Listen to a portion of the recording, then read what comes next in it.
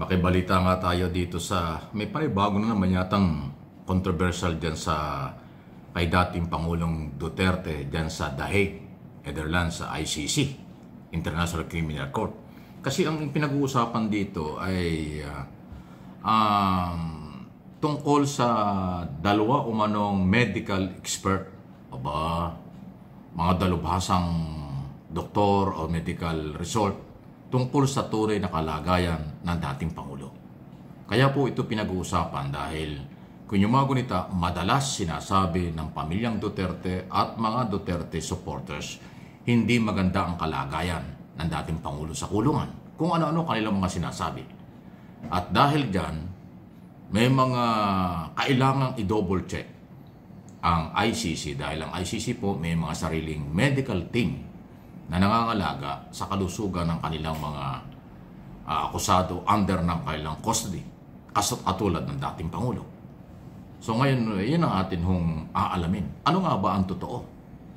Talaga bang ekspertong sa medikal ang nagsuri o di umano'y ayaw magpasuri ng dating Pangulo? Abay, kakaiba. Pakinggan natin si Attorney Conte, Christine Conte, isa sa mga prosecutor, tumutulong sa mga naging biktima. Pakinggan natin po itong interview sa kanya ng media tungkol dyan sa paliwanag kung ano nga ba itong nangyayaring ito. Igo. Oo. Sa lahat ng inyo na nakakita nitong mga documents sa ICC, si attorney. Ngayon lang yan dinisclose. Pero medyo matagal na itong proseso na ito na nagaganap sa disqualification pala ng 2 experts out of 3. So parang kumbaga pilay talaga yung kasalukuyang team as alleged, supposedly a panel of experts that will look into the fitness to stand trial.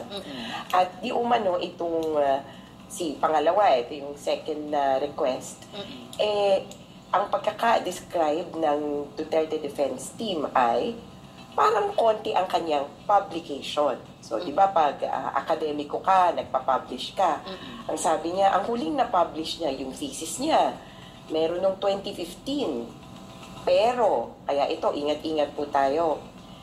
Pero, merong merong isang di umano expert na nasa mas X sa dating Twitter. Oo. Na ganito yung mga posts. At kumbaga ang punto ay this is the same academic. Ito ay hindi man nagpa-publish sa academic journals pero maingay sa Twitter.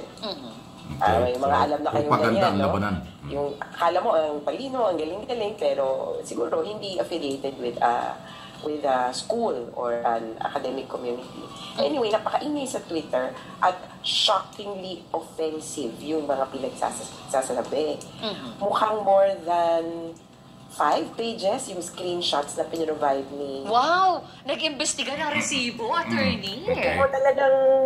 Tapos blackout kasi naka-redact lahat. So parang labanan ng propaganda pala. Bago pa mabura. Sabi ko, naku, gawain din namin yan, mag-screenshot. So, redacted naman. Oo. So, yan o. Ang pinapaliwanag, kasi masyadong legal and technical yan, issue. Yung propaganda na labanan, ganito sinasabi ng mga di umano eksperto sa legal and medical na pro-Duterte. Ganito sinasabi. At yun namang mga grupo na mga nag-file ng kaso o prosecutor or mga naniniwala sa ICC, iba rin ang nagiging findings. Pero ang dapat malaman dito ng taong bayan, ano ba talaga ang tunay na kalagayan? Kasi pagdating ho sa issue ng kaso, hindi natin pwedeng pangunahan ang ICC dyan. Dahil exclusive na karapatan niya ng International Criminal Court kung ano kailang gagawin at kailan sila magsisimula. Ang issue rito, ano ang tunay na kalagayang pangkalusugan? Yun ang mahalaga. Totoo bang nangangayayat ang dating Pangulo? Totoo bang may sakit? O kung may sakit man dahil talaga hindi naiwasan, may edad na rin, pasintabi na po. O wala ba talaga na siyang kakayanang humarap sa trial? Yan kasi ang issue, pag guilty, obligado siyang humarap sa trial pag pinatawag ng korte. Kung hindi naman niya kayang mag-appear sa korte kapag dumating na yung trial, ay ibig sabihin may problema sa kalusugan. Ay mahalaga yon. So, sino ang eksperto? Siyempre, pagdating sa kalusugan, mga doktor, medical team. Kaya lang, ito, dalawa ngayon. Merong medical team na pwedeng i-provide ang kampo ng mga Duterte at merong medical team na ipoprovide ang ICC, ang korte. Para ding eksperto sa legal. Merong legal team, ang Duterte Group. May legal team, ang korte at ang mga prosecutor. So, ganoon din sa medical.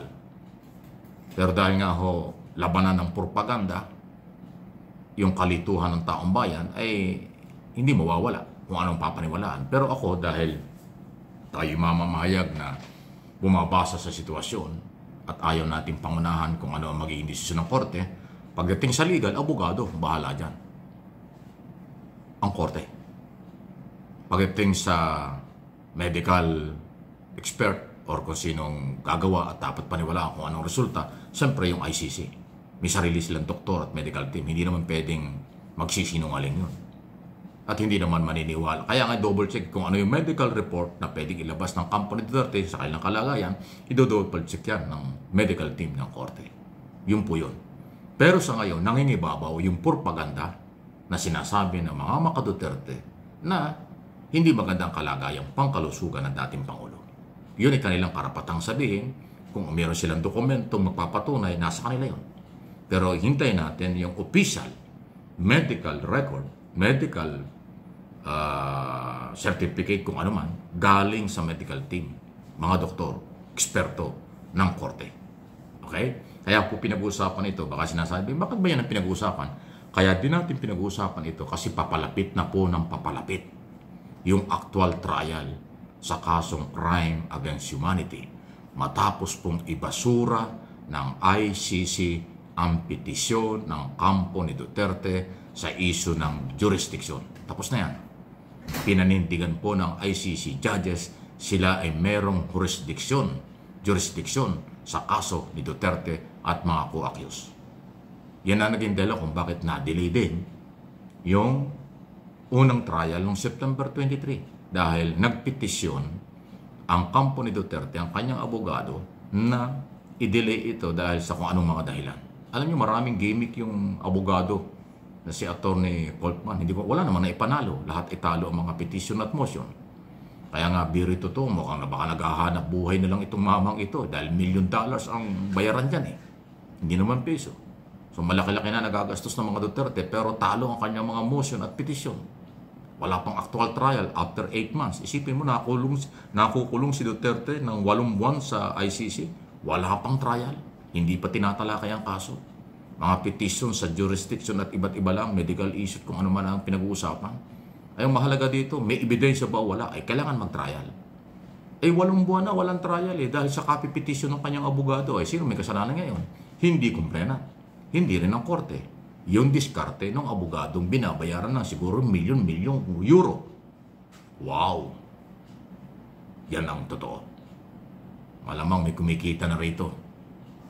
Ang kawawa si Duterte dahil nakakulong, hindi pa nasisimulan dinggin ang kanyang karapatan. At yung mga ebidensya, abangan.